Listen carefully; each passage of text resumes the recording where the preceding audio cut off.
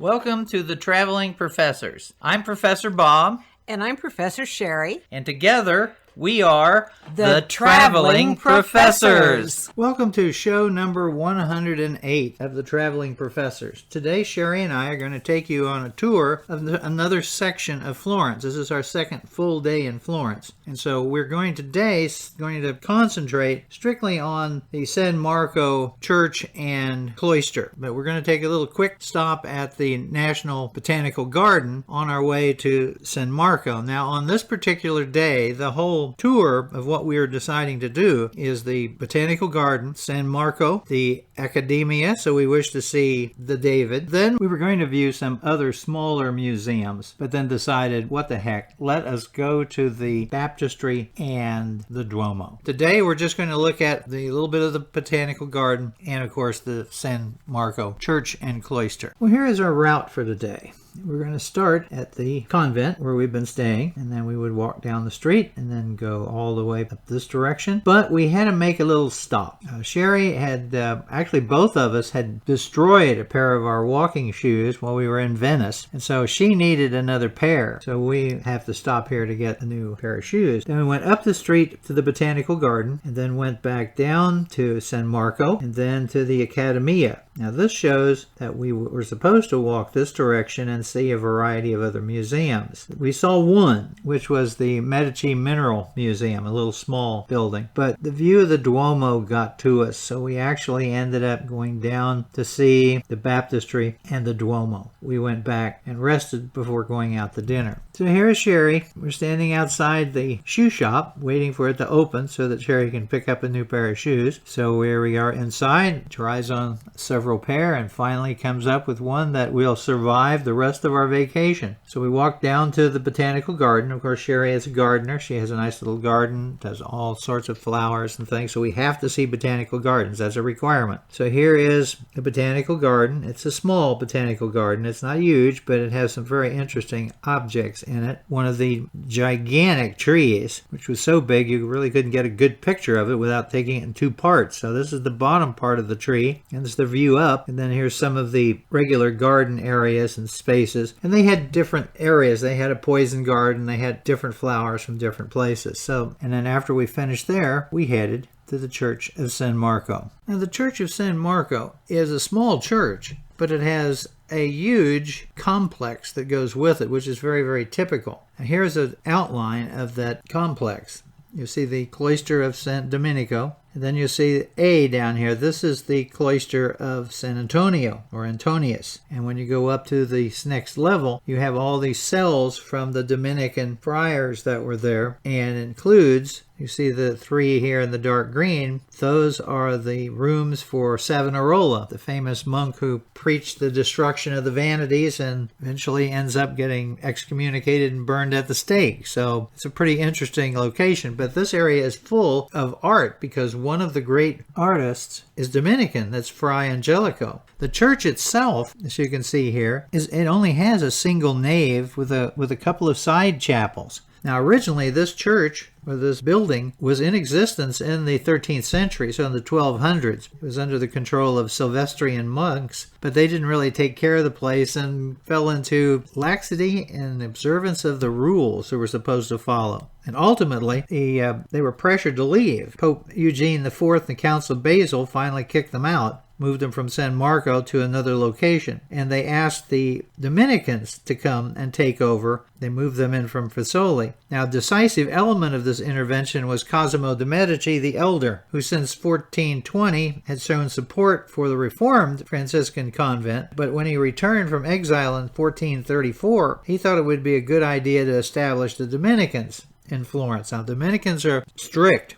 And later on, they're known as the Hounds of God because they have a tendency to be the ones running the Inquisition. Once the Sylvestrians are moved out, then the church is then reconstructed. Cosimo commissioned Michelozzo, the Medici family's favorite architect, to build the whole system along Renaissance lines. So in 1438, the work was underway and the final dedication took place in 1443. Pope Eugene IV and the Archbishop of Capua being there to do that. Now, when you enter into the church, you see the view down the center. We've been in all these large churches, and it's just unusual to see this little narrow church. Now, we have a famous individual buried here. Pico della Mirandola, the great Renaissance philosophers and humanists, is buried here. Here's a little closer view of the altar area. There was a very large painting of a cross, but that has been moved to the museum. It's done by Fra Angelico. And you'll see along the walls various portraits, many of these painted by different artists throughout the centuries. There is the little pulpit off to the side, and if you notice off to the left, there's an unusual work of art. A little closer view of it. This is a mosaic of the Virgin Mary from Santa Sofia in Constantinople. And I'm assuming this arrived, Constantinople was looted, but at any rate, it's very nice. Here's a view of the ceiling. There were obviously additions done to it later on. This looks like a much later addition. And then we come to one of the side altars. Now, the side altar has something you don't see every day. Usually there's relics, but they're not usually on display. In this case, we have a whole body relic. Here's a closer view of it. This is the 550-year-old mummy of St. Antoninus. Now, he's in a glass coffin in his archbishop garb. In the last 8 years of his life, he was made archbishop, but he didn't want the job. He resisted so strongly that the current pope threatened him with excommunication. So ultimately he accepted, but lived like a monk. His only personal possessions was some simple furniture and a mule. When he died, his unembalmed body remained exposed for 8 days before it was buried in this glass coffin in the chapel of St. Antoninus in 1459, where he remains today. And you can see from this view, he looks pretty good shape for being 500 and some years old. Some people say he looked like this on the day he died. No, he's a little bit on the mummified here, and he's probably had some cosmetic touches over the years. So he's one of the reasons why you have this church being so important to the Dominicans. The others, as I mentioned before, were Fra Angelico and Savonarola for other circumstances. One part of the church, they show some of the statues that they use in the Nativity during the Christmas season. And then here's a view to the back of the church. So it's relatively plain with the exception of the artwork and, of course, our good friend the mummy. So now we're going to go out into the cloister. Well, leaving the church, we're going to go into the Cloister of Antoninus, and it has this central courtyard, which you see here, and then the museum is all the way around it. But when you look at the various sections of the courtyard, they have these luminettes that you can see briefly underneath each of the arches. Now, there's a little better view. This is where we came out of the church into the courtyard area. And these lunettes are actually Angelico's life of St. Dominic. And so here's another little better example of them running across the wall. And down at the end is one of his great masterpieces, which is the crucifix, St. Dominic adoring the crucifixion by Fra Angelico. You'll also find one here where St. Dominic is telling you to be quiet and reverent. And here's a painting inside the museum that shows the same thing. Be quiet, be reverent. And then we have the crucifixion, magnificent wall painting. And then look at this one. You're going into this one room, the Sacred Conservatio by Fra Bartolomeo. And here's a closer view of it. We look into another one of the rooms with the art. And by the way, this museum houses almost all of Angelico's art from various places. They brought it all here. Down at the end of the hall, there you see the painting of Christ down from the cross. And here we have the Virgin and Child, side view of it hanging on the wall, a little straighter shot in the front. And then we look down another one of the hallways, and we see another one of the great portraits of the Madonna with the closing doors on it to cover it. And that's just part of the museum. There's all sorts of different pieces of work and art in this particular area. Take your time. We were in a little bit of a hurry because we had a lot of other things to see. Now we're going to come to one of my favorite parts of our trip, and that is going upstairs, going to the first floor, where they have all of the cells for the brothers that would have stayed there, including Savonarola's complex. Now, the interesting thing is the larger cells are for novices because they didn't want to scare them too quickly by putting them in a regular size, smaller cell. So they put them in a little bigger room. It's still pretty small. And then once you became a member and been there for a while, then they give you a smaller room. Now, one of the things that they have here, and this is usually the thing that people talk about, is you go up this flight of stairs to the next floor, and there's a piece of art at the very top of this. And so here we are about halfway up where you could see it better without the light glaring off of it. And then this is a close-up. This is the Annunciation, and we've seen Annunciations before, but this is Fra Angelico's Annunciation. Now, most of the paintings that he does are the life of St. Dominic or the life of Christ in pain, crucifixion, things like that. This is a little different, a little more of a positive message. And I love the angel's wings. Here's a close-up of the angel's wings with all the different colors. And then you go down the hall and you see the small doors. This is the entrance to the cells. Each brother had one of these cells. So you open it and you walk in, and to give you an idea, it's maybe narrow, but it's not that short in height. I'm 6'2", so here I am standing in the doorway. And you would have had a bed in here and a table with your reading book. And there's a window. And there is an Annunciation on the wall here. Usually what you'll find in almost all of these cells is a crucifixion of some sort. Some of the brothers that were students of Fra Angelico did part of those. And then he did the major part. This is a resurrection portrait that's out in one of the rooms. And if you look up, you can see the ceiling to the building with all of its incredible beams. And then you reach a point where you find the library. Now, this particular church and cloister was well known for its library. Several libraries of other famous philosophers and humanists were purchased by the Medici and donated here. And then later on, they've added a more religious library section, but that's much more modern. So here's a view looking out into the area. So here's some of the books that they have open. These are usually chanting books, songs. They will also have Bibles and other things here, but they also have lots of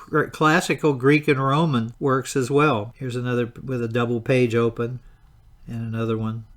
And then this one, I have a close-up of the illuminated manuscript. Look at the beautiful artwork on this. And this is what the cover of these books looks like. And you get a nice view from up in the library down onto the courtyard. And actually, Savonarola's complex of rooms is right over here in the corner. So we go down the hallway. Again, you can see the walls and the ceiling. Here we have, inside, you see the standard artwork that you normally find, which is a crucifixion. Here we have a painting with the Madonna.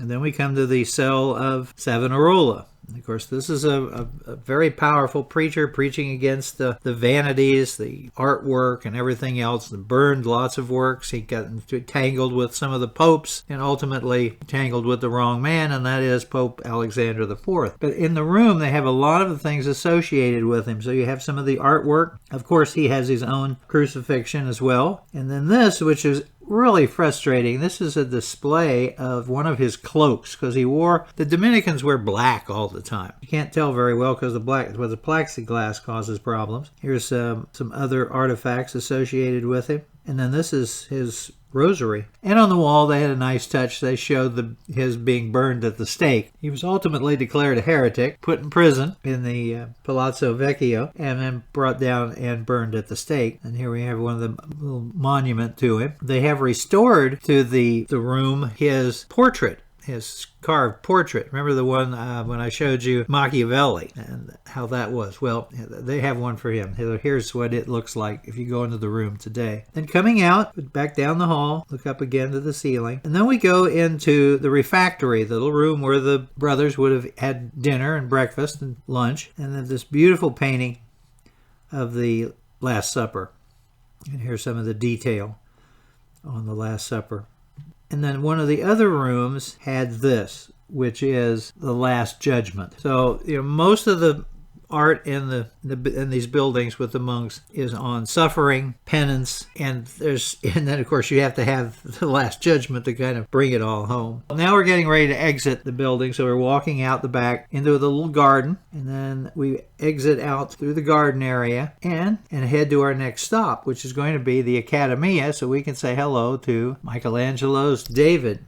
Sheri and I hope you enjoyed the tour. Please come by our YouTube channel at Bob Packett, and please subscribe and leave some comments. Thank you very much. I've been doing podcasting on history for over 15 years. I've got over 4,000 shows, and I've done CDs, which of course can be sent out as USBs. So if you would really like to get more on history for free, then come by my website, as you see here, historyaccordingtobob.com, and see what's there. So thank you very much again.